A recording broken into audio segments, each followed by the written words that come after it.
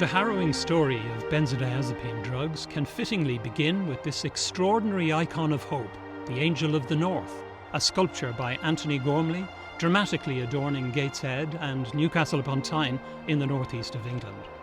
It's a striking image for the home of Professor Heather Ashton, who has become a veritable Angel of the North for those who have suffered and are still suffering from the terrifying nightmare caused by taking benzodiazepines, Valium, Ativan, Xanax, Klonopin, and hundreds of others prescribed by their doctors. The many side effects are painful and agonizing and can last for years, perhaps permanently. There's evidence pointing to brain damage which the drug companies, health agencies, and governments ignore. Professor Ashton is joined by another leading international expert, Professor Malcolm Lader, OBE, in giving exclusive interviews for this documentary, helping to expose this disgraceful scandal which has persisted for over half a century. It's a medical disaster. We have had many before, and we'll have many again, but at least we can try and rectify that disaster, or at least rectify the effects of that disaster. It is a medical disaster. It's a pandemic, actually. It's like an illness all over the world of overprescription of drugs. And the reason is partly because doctors don't think what they're prescribing, number one. Number two, pushing by the drug companies. Number two, and number three, not enough research. At the present moment, we have this large group. We've got to try and set up facilities to help them come off the medication if they should want. We need to develop alternative methods of treatment which don't expose people to pharmacological dangers, and we need to compensate them if we've made a mistake. In Newcastle, Professor Ashton set up a clinic for benzodiazepine victims. The drugs are anxiolytic and hypnotic, relieving acute anxiety and insomnia. But disastrously, the actual use has been extended by doctors, used as a muscle relaxant and for pains, sports injuries, normal life stresses like bereavement, tinnitus, and in my case it was for Meniere's disease, an inner ear problem. Despite overwhelming evidence of dangers, doctors, health authorities and governments have failed to protect citizens from this crime against humanity. Unbelievably, after more than 50 years, new victims worldwide every year are being led by their doctors into this vortex of pain and suffering, completely avoidable if prescribing is sharply curtailed by law and patients, by law, are clearly and strongly warned of the dangers. This was a real, and still is, a real tragedy. As I say, people lose their jobs, their income, their relationships, their marriages. What we need, I think, is a wake-up call where we find people who are showing signs of brain damage, even if it's just functionally to start with, and that this would act as a catalyst. Drug companies now do list a lot of side effects, but what they don't tell you is that for a significant number of benzodiazepine sufferers, potentially millions worldwide over half a century, the symptoms, particularly the physical and painful, do not go away and can be crippling for years. In some cases, I think you suggested it was 10 to 15% of those suffering from withdrawal symptoms. They have protracted withdrawal symptoms. The symptoms go on for longer than a year, and sometimes for years, and possibly even permanently. Yes, that's only an estimate though. There were some who didn't seem to recover fully, but most of them lost their anxiety. But there were people who still had muscle pains, muscle spasms, mostly physical things actually, but they'd lost their anxiety and depression and nightmares and all those. The mental systems went, but the physical symptoms tended to be long-term. Yes, now this is even more contentious, what we call the persistent withdrawal syndrome. And we described that, and so did Heather Ashton, many years ago, and we were concerned about this. Now, I laid down quite firm criteria. I said that this would have to be a condition in which somebody stopped the medication, developed a withdrawal syndrome with the symptoms I've just mentioned, but those symptoms persisted.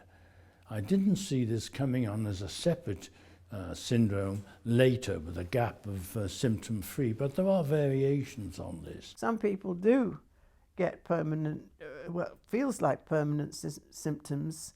We don't know the causes of them. Nobody's ever looked at them. So we just need to do some research on that, but we haven't. As you know, I myself am suffering from long-term side effects of benzodiazepines. It means that I can't walk very much. In some cases, I can't walk at all. I'm suffering from electric currents running through my body, also electric shocks.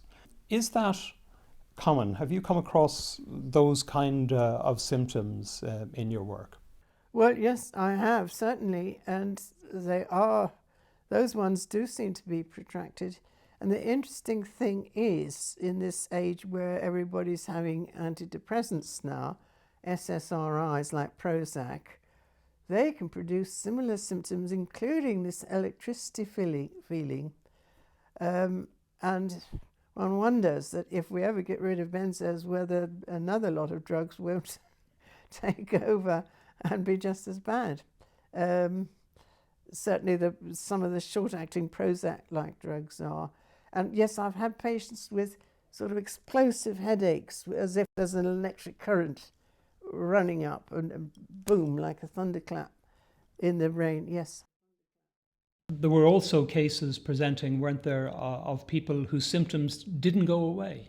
They suffer a withdrawal syndrome, and the symptoms can be prolonged, go on for a year, and possibly even permanently. Yes, I still get emails quite frequently from people from all over the world saying that they have been withdrawn from their tranquilizer or their sleeping tablet, from their Valium, their Ativan, their Clomipene, whatever, and they developed symptoms, and those symptoms have persisted. They're usually a little less, but they may not have gone away after several years. In Britain alone, it's estimated that up to 1.5 million people are on long-term prescription of benzodiazepines. Many are probably frightened to stop because of the appalling side effects, and even while taking the drugs, they can suffer withdrawal illness from tolerance. An important study recently shows that long-term users have a 50% increased risk of Alzheimer's. The serious long-term harm caused by benzodiazepines is compared to the infamous Thalidomide Scandal. These protracted or permanent side effects of benzodiazepines have never been fully investigated. A prominent victim, Colm Downes-Granger, has said that this is a scandal like thalidomide. Yes, you could compare it to thalidomide. It is more common, probably. And the health service and the government, and to some extent the doctors that ignored it, yes. And certainly it was a tragedy as bad. It still is, as thalidomide. But it's, as you say, it's hidden because people say, oh, you look well, but they don't know what you're feeling like inside.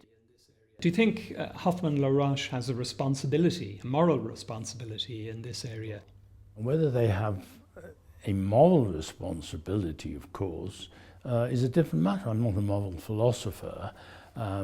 I would hope that they would take some responsibilities seriously and out of their past profits finance some useful studies. Essentially, they need to start with an epidemiological study. That is, you need to look, seeing what's going on out there in real life, how many people starting on medications of this type and are running into trouble. That can be done because we have research organizations which monitor medication and can be tapped into to see what the outcomes are. In the 1980s, you told the BBC that withdrawing from benzodiazepines was much more difficult than withdrawing from heroin. Yes, that's true. And I would often, in collaboration with some colleagues, take people who had addiction problems with the benzodiazepines, but also addiction problems with heroin or cocaine or whatever, amphetamines, and we found that it was actually easier for people to withdraw from heroin with help than it was for them to come off the benzodiazepines. What was the response to those remarks? Oh, I think it was just generally disbelief.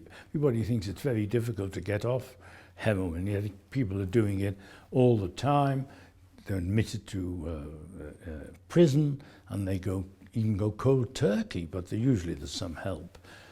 So it's not that difficult to come off heroin. Benzodiazepines can be much more of a problem, particularly in the minority, which I've mentioned, that have severe withdrawal reactions and may become persistent. And you referred in your recent paper that you've written about benzodiazepines, you referred to those people suffering an agony. Is that the way it appeared to you when you were listening to case histories being described to you? Because people do say it's like going through hell, and I experienced this myself. Yes, I think that's so. I think the people who are getting a severe reaction, the symptoms are so complex, they're so diffuse, so persistent, they're so interfering with day-to-day life that they are an agony. But I emphasize that most people don't get to that degree of severity.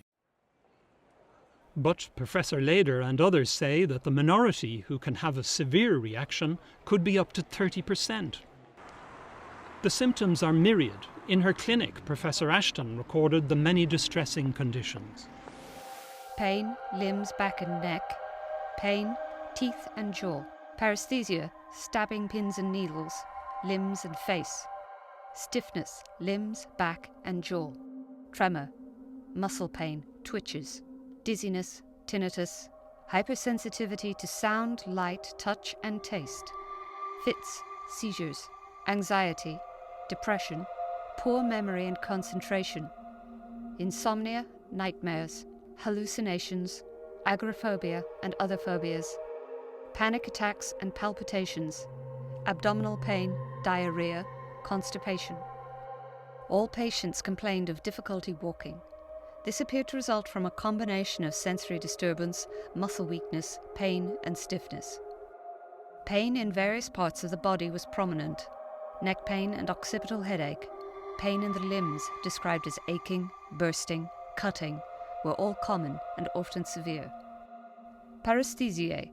All patients had feelings of pins and needles, tingling, crawling in the skin, numbness or altered sensation at some time, usually affecting the limbs in a glove and stocking distribution. As the eminent Irish expert Dr. John O'Connor says about benzodiazepine withdrawal, the body becomes its own personal torture chamber. Ironically, benzodiazepines replaced the dangerous barbiturates. There was the move to the benzodiazepines, which seemed safer in overdose and also didn't seem to produce the same addiction problems, and they became very popular indeed. Names like Mother's Little Helper, and doctors were prescribing them very widely and I think indiscriminately. So they thought, well, benzodiazepines don't kill anybody, so we can give them with absolute certitude they'll be safe.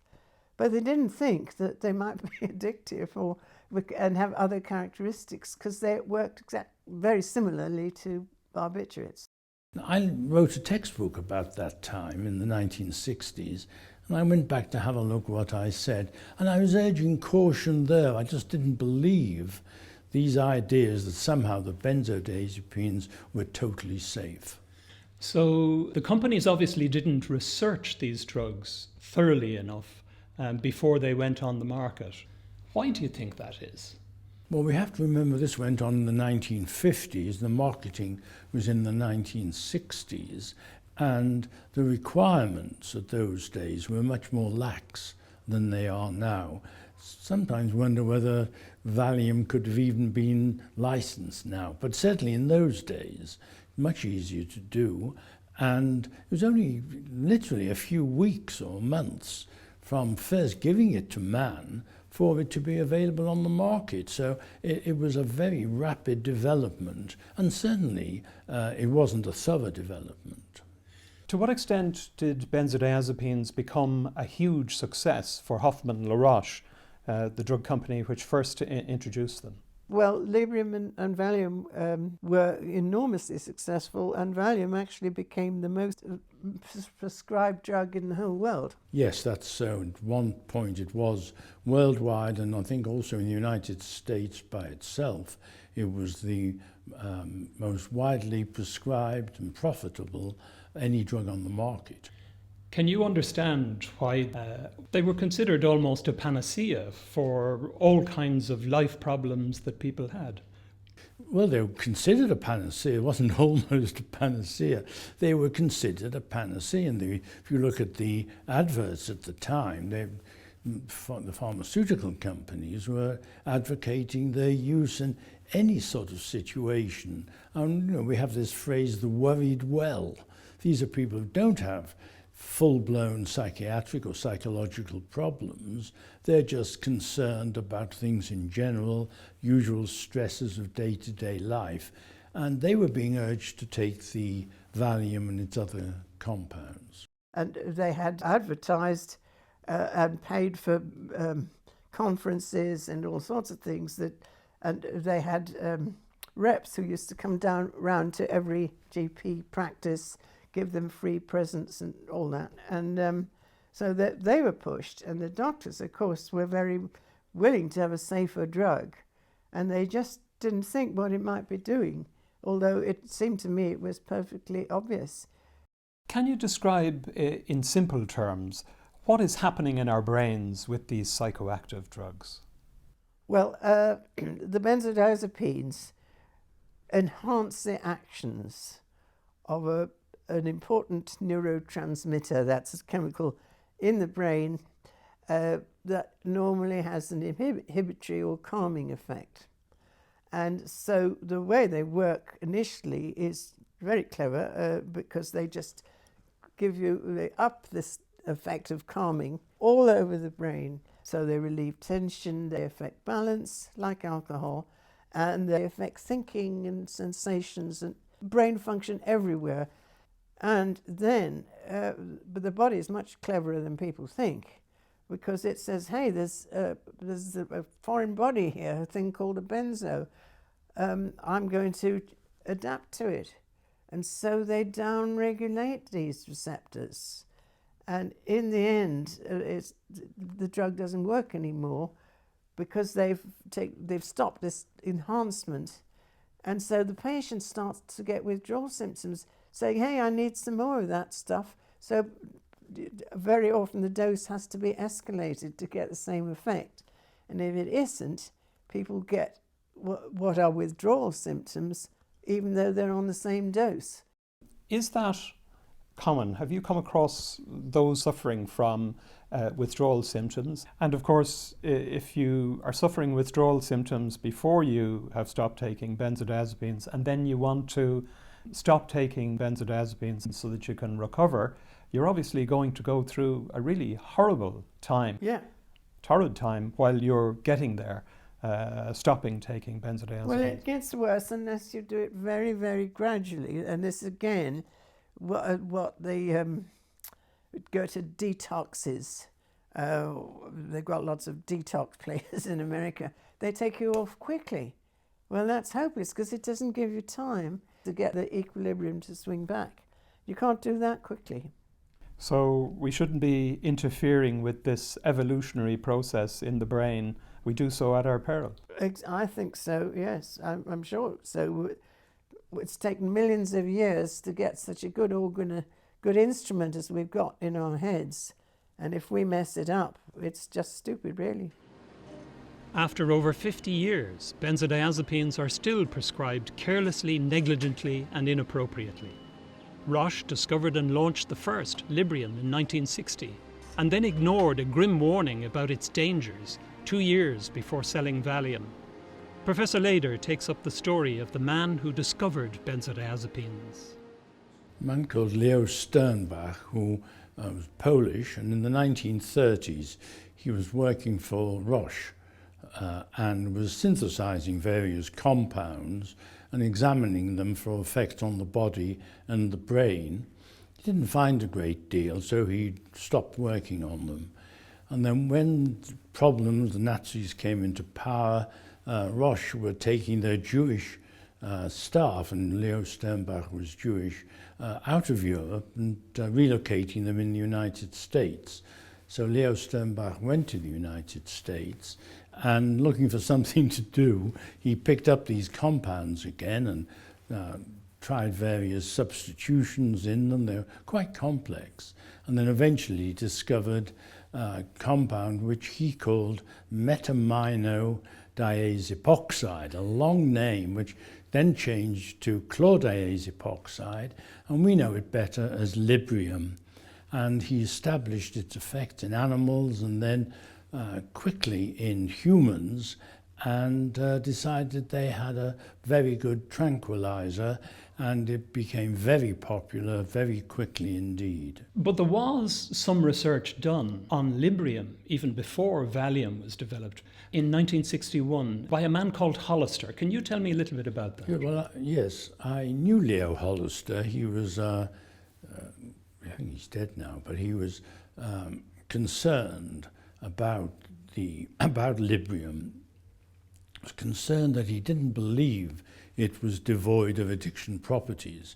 And he did a study, which I suppose now we would regard as unethical, where he practically force-fed Librium to some inmates in a prison in the United States, and they became addicted, and then he stopped it. And there were major problems, major side effects. I think one or two of them actually had epileptic fits. And he warned that this was going to be a problem in the future. And that was 1961, and they'd just been on the drugs for 2 months. They'd been on for 2 months. This was 1961, and the paper was published in a journal called Psychopharmacology. When did you begin to have really serious concerns that benzodiazepines were actually causing real problems for people? The late 1970s, early 1980s. Well, I had two concerns. The first concern was the extent of prescription. I felt that this could not reflect definite psychiatric illness in the population. This was overprescription, and there was going to be a price to pay for that. So that was my first concern. And in fact, I wrote a paper called Benzodiazepines, Tranquilizers, the Opium of the Masses. And one of my colleagues wrote a paper called Benzodiazepine Bonanza. So our first concern was the overprescription. And then as time went on and we did further studies, it became clear that there was also dependence at therapeutic doses. And this surprised us. This wasn't supposed to happen, but it did. And trying to get the medical profession to accept this has been really a 40-year task. My symptoms have been a disabling sentence for 8 years now. There's painful difficulty walking and standing, severe stabbing pains with the sensation of electric currents passing around my body, head and neck pains, tremors, abdominal pain, and more. After taking Valium for a short time prescribed for Meniere's disease, an inner ear disorder, these symptoms started and have never stopped. Within 6 months, I had to stop working. It was the beginning of a real living nightmare, which came close to costing me my life, and there was nowhere to go like Professor Ashton's clinic in Newcastle. Why did you establish your clinic dealing with benzodiazepines in the first place?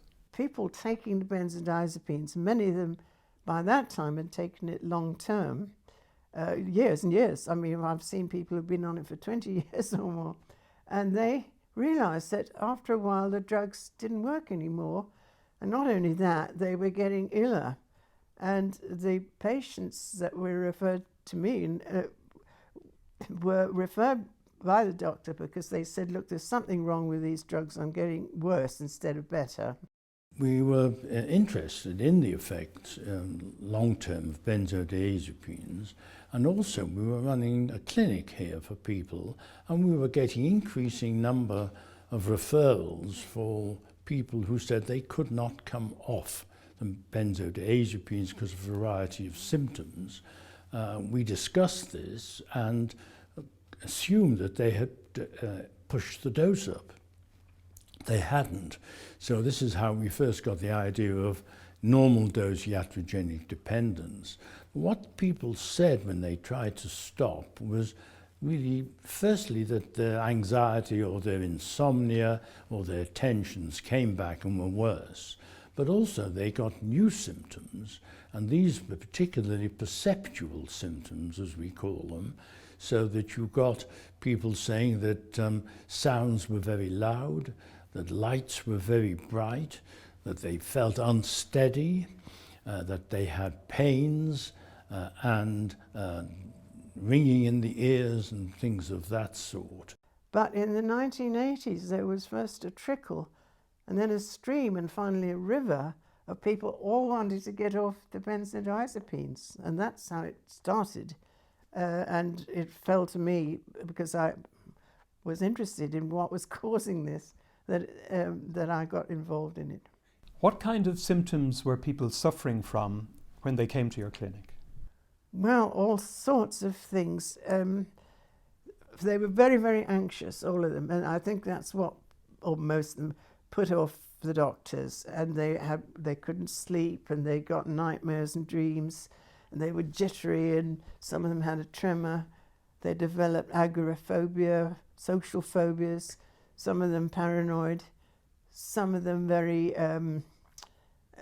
angry, sort of rage, and with sensory disturbances, so that light seemed too bright, the room walls seemed to be sloping, you know, all these sort of strange things. Some of them were afraid they were going mad, and sounds too bright, and tinnitus, their ears ringing, and all sorts of things. And in addition to that, tremors and muscle spasms, patches of numbness, muscle pains, muscle jerks, a whole host of symptoms, both physical and mental. And but I had patients who'd been told they had multiple sclerosis and were doomed for life. And you got them off the benzos and the symptoms disappeared. So, you know, it became clear it was due to the drugs. We had one or two cases where people had epileptic fits, which you might expect, and of course that harks back to Hollister's study. But by and large, it was just this terrible hypersensitivity, and also a general feeling of being very unwell, not functioning properly. If you stop benzos suddenly, you get fits and it can kill you, incidentally. So that's why you have to withdraw slowly. Some of these symptoms were really terrifying for the people suffering them. And in some cases, people were actually becoming disabled. Isn't that the case?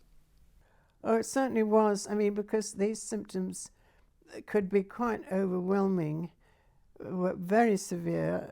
There were even suicides. People got very depressed, and led to the breakup of families, marriages, you became impossible to work. You lost your job, you lost your income very often, and also it was difficult to get any compensation because nobody realized it was a real illness. Professor Lader has described this as a medical disaster. Would you agree? Yeah, this was a real, and still is, a real tragedy. But just to be clear on the issue, you say that at the same time, not very many facilities were being provided around the country to look after these people. And these people were measured in hundreds of thousands, millions? Well, we think from the GP studies, at least millions in the country. And so the patients themselves usually started setting up their own support groups. And it was they, and still is, support groups who get more people off and give them more support. than any doctor, because there are no NHS clinics now. One of the difficulties in getting people to focus on the dangers of benzodiazepines appears to be the fact that some people can get off the drugs relatively easy, while others suffer terrible agony. Yes, and the point is that if we could predict who is going to withdraw easily and who is going to go through agonies, we could reserve the benzodiazepines, which do have some positive effects, just for those who are not going to run into problems. But we can't predict, and therefore you have to look at the totality of the distress that is caused. In 2010, Britain's Independent newspaper opened up another very disturbing chapter of the story, revealing documents from the British Medical Research Council, officially kept secret for nearly 30 years, about Professor Leder's attempt to get potential brain damage from the drugs properly investigated. That long ago, he'd carried out 2 studies of patient brains which showed worrying abnormalities. Well, we knew that alcohol, that's been well researched, taken chronically in high dose, abused in other words, can cause subtle brain damage, which is only partly reversible. I always had lurking in the back of my mind that these people are taking their benzodiazepines for many years, decades. Maybe it's having an effect on the brain as well. So we used the imaging techniques available at the time and looked at a group of patients who hadn't abused alcohol but had been on benzodiazepines for a long time. And we found some anomalies, some abnormalities which concerned us. And we thought, in view of the extent of usage of these benzodiazepines, there were millions of people, literally, who might be at risk, and we needed to go into this in more detail. I asked for the Medical Research Council to look into this, and they agreed and set up this subcommittee which met, and we looked at the evidence. A report went to the Neurosciences Board of the Medical Research Council, but nothing further was done about it. Can you understand why the results of that meeting, the record of that meeting, was kept secret for 3 decades? Well, it wasn't secret in the sense that we weren't adjured to secrecy. There was no Official Secrets Act. And I was very surprised to find out later that those minutes hadn't been released. So I don't know what was going on, but there was concern about it. And I know that I think Professor Heather Ashton, and I'm sure you'll ask her that, she also put forward a proposal which was turned down. Both you and Professor Leder put research proposals to the Medical Research Council. He wanted to investigate some prima facie evidence he had of structural damage to the brain from benzodiazepines. You wanted to follow up with a research group based on your clinic, and a proposal to put to the Medical Research Council for a very authoritative study, and they turned that as well. We never got money for it. I had a very good sample of people, because I had 300 patients at my clinic who had followed for several years. I knew all their brothers, sisters, spouses, people who'd had a similar upbringing, so you couldn't say, oh, well, you're not you've got a selective group. And so 300 who were on benzos, 300 relatives or spouses who weren't. We could have done MRIs, studies on that for structural things. We could have done a lot of cognitive tests to see if they were impaired, because something I haven't mentioned, which is perhaps the greatest tragedy of all, is when people are on benzos, their thinking is impaired, and they're prone to traffic accidents, making bad decisions, all sorts of things, poor memory. And so we could have looked for that, to see if that recovers, and other things with looking at brain function with things like EEG and magnetoencephalography as well, which are ways of looking at the way that neurons in the brain are firing. We could have done all that on a large number of patients, and I tried the MRC and the Wellcome Research Council, and the Medical Research Council and the Wellcome never got the money for it. I don't think it was considered as a serious enough condition. I don't know why, but... In Newcastle, Professor Ashton wrote her now famous manual on benzodiazepines, describing the symptoms and showing how to withdraw slowly. It's free on the internet. A book could have made her a fortune. It's the Bible worldwide for victims of doctor-induced benzodiazepine illness. Professor Ashton became a medical advisor and friend to victims everywhere. This is a bound volume of some of the thousands of letters and emails she's received from all over the world, made by a grateful patient. The consultant who recommended I take Valium for Meniere's disease brushed aside my concern, saying it was a most maligned drug that could be a preventative against Meniere's attacks. He stopped prescribing Valium for Meniere's now, a lesson learned at a huge cost to me. When I started getting darting pains in my legs, I searched the web and in shock found the Ashton manual, which explained what was happening to me.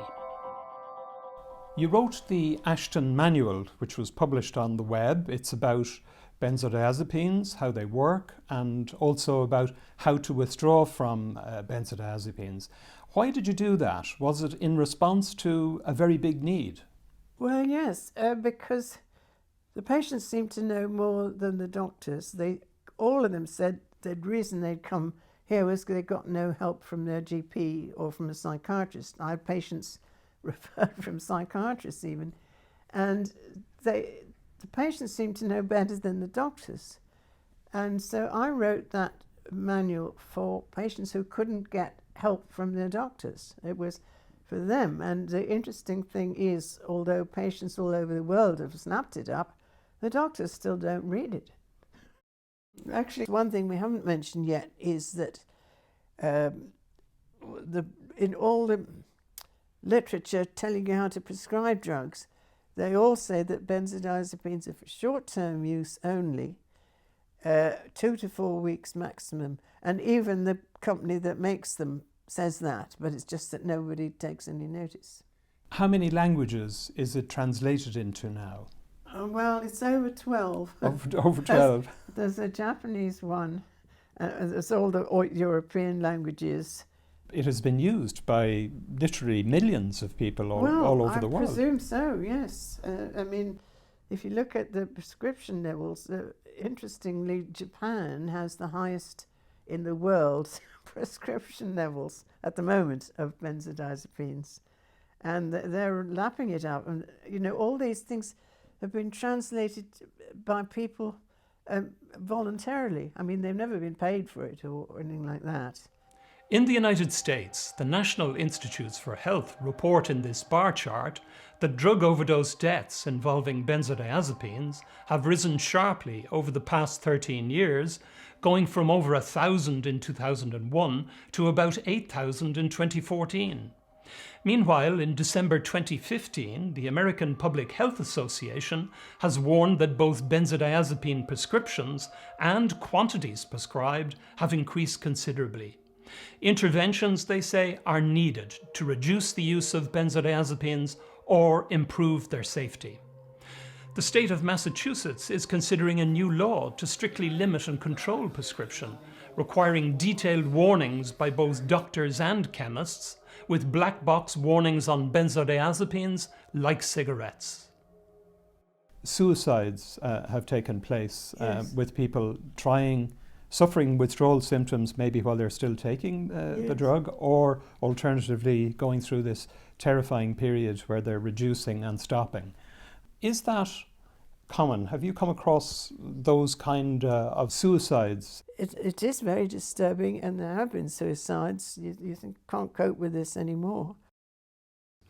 I suppose suicide is a possible outcome, and I think it's more of it is maybe hidden because people don't try and come off the medication, don't come off the tranquilizers. They think it's helping them, and they go on, and in fact they go to the grave with a bottle of tablets beside them. I think it's that's where the hidden amount is. It's you don't know that you've got problems until you try and stop. Also, they cause depression. You know, what with pain and depression and anxiety and the whole lot, what is there to live for? Your marriage is broken down. I mean, it's not very high, but there have, and I don't think anybody's counted it either, but there have been suicides, usually in withdrawal, but sometimes when you're still taking them. But the numbers might be bigger than people think, because these would be hidden as well. It's quite possible that they wouldn't be reported as suicides. Well, benzodiazepines are implicated in the big suicide studies. Most people, if they're going to commit suicide, they take a big drink, they take an antidepressant, they take a benzo, they take a whole lot. And the one thing about benzos that made them so safe was that they didn't stop your breathing, they didn't depress respiration, like barbiturates do. But if you mix them with other drugs, painkillers, painkillers or antidepressants or other drugs that depress respiration, the additive effect can kill you. So whether they cause it or not, we don't know. But you can be suicidal just on a benzodiazepine alone. Cruel reality intervened in April 2016 when 49-year-old building conservationist Paul Rayner from Somerset took his own life 10 months into a painful withdrawal after stopping the benzodiazepine clonazepam, also known as Klonopin. Paul had to give up his job, which he loved. Here he's working on Truro Cathedral. Paul's side effects were shocking. His former partner and close friend, Brooke Fenton Hale, describes how he lost his sharp mental skills and felt his brain crashing against his skull, shaking and vibrating every day. He had pains and vibrations in his legs and body. He suffered tinnitus and nightmares. In the shower, the water hit his skin like needles. He spent days lying on a bed or a sofa, a far cry from the happy young man with his first daughter, Alice. He couldn't earn a living, and he couldn't take the physical or mental pain any longer. His mother, Janet Rayner, a former nurse, is very angry about what legal medications did to her son. National Health Service figures for drug poisonings in England in 2014 show that benzodiazepines far exceed illegal drugs.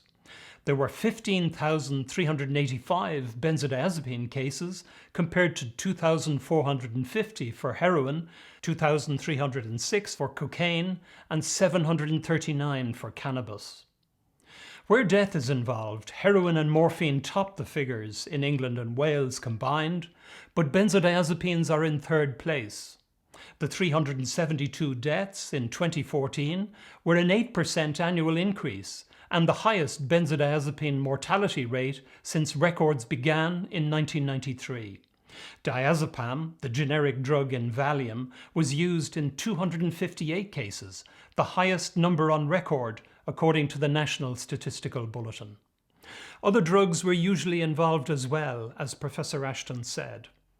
So, with such dangerous drugs being widely prescribed, is there a moral responsibility for the drug companies to properly research this disaster?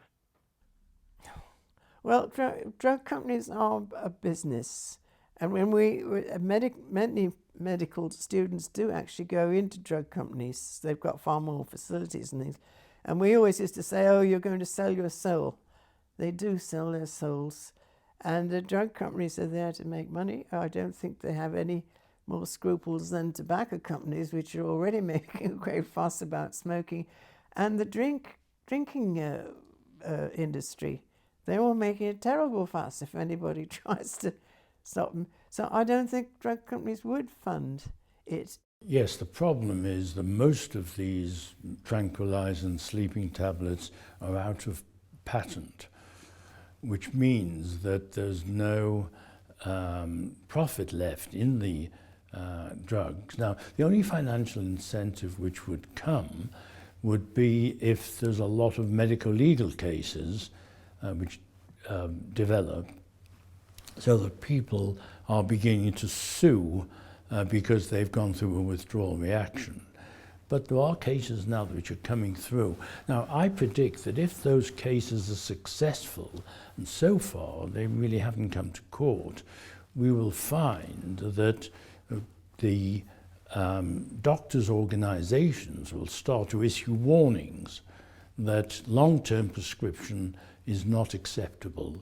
This is what we call ex-label prescribing. In other words, it's not covered by the license which the medication is given when it is authorized.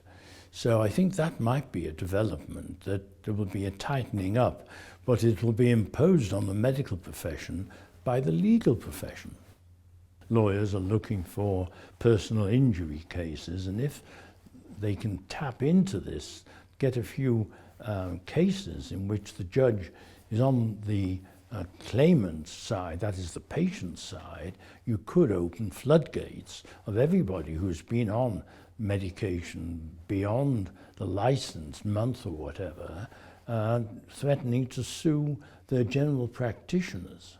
And that again, I think, or the National Health Service, of course, that again, I think would be a major development. But I don't see many signs of that.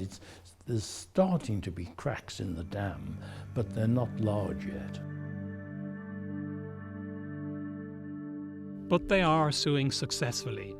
In 2015, Luke Montague, heir to Lord Sandwich, got £1.3 million sterling in damages and costs in a benzodiazepine case. There was inappropriate rapid withdrawal and misprescribing of the benzodiazepine clonazepam, causing him many painful symptoms and costing him his job. He's now a campaigner on the issue of prescribed drug dependence and a founder of the Council for Evidence-Based Psychiatry. His traumatic story was reported by the Sunday Times. His lawyer Caroline Moore, a director of UK legal firm Medical Solicitors, has secured damages for many such clients, depending on the severity of the benzodiazepine harm and income losses. You want to see proper research done into the possibility of brain damage after the evidence that you compiled in the early 1980s.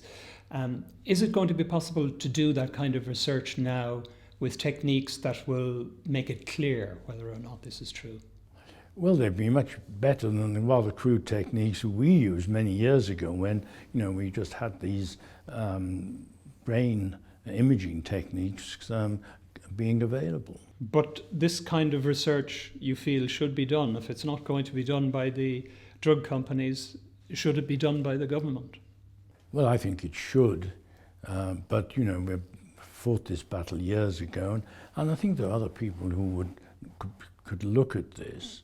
What we need, I think, is a wake-up call where we find people who are showing signs of brain damage, even if it's just functionally to start with, and that this would act as a catalyst to persuade the research organizations, the government research organizations, to provide the appropriate money. Can we look now at the possibility of long-term brain damage caused by benzodiazepines? In your view, is this possible? And if it is possible, are there ways and techniques available now today, research techniques, which could prove or disprove this? Yes, one could certainly these days with modern techniques. People have told me you could easily tell in animals whether the receptors of benzodiazepines change if you feed them benzos for a long time, and whether it comes back. So some don't come back to normal, so your nervous system can't function as normal. So you say that there are these research techniques now which would be very good at illustrating if there's a change, long-term changes in the functions of brains as a result of taking them now. We could. In a recent medical article that you've written about benzodiazepines, you've said this problem has persisted for 50 years, but has been largely ignored by doctors, by consultants, by official bodies. That's a pretty damning statement, isn't it? Why do you think that is? I don't know. Why would the minutes of that MRC subcommittee embargoed. I can see no scientific reason for it. So I'm not going into a sort of conspiracy theory, but it's very difficult to avoid wondering what is actually going on here. But you also said to the Sunday Independent that you regretted that you didn't push the issue more actively. Yes, I do regret it. I mean, I felt perhaps I should have done, but there are times when it's rather nice to stop banging your head against the wall. A penetrating light has been shone on the darkness hiding the benzodiazepine disaster by Professor Ashton and Professor Leder. Ironically, those who voluntarily take illegal drugs get substantial medical resources from our societies, while victims of doctor-induced illness from prescribed drugs often get little informed state help. The legal pharma industry can and has done much good, making drugs that save lives and alleviate illness. But there's no excuse for the scandalous neglect of this pandemic of life-destroying pain and suffering benzodiazepines have caused and continue to cause today. There's no excuse now either for the ignorance or negligence of the medical profession, who often wrongly prescribe them. Governments and health authorities have shamefully failed their societies, pandering to big pharma because of their economic muscle. Academic researchers too must recognise they have a social responsibility to investigate this disaster. It's long past time that these actors faced up to the truth about these drugs and started doing something about it.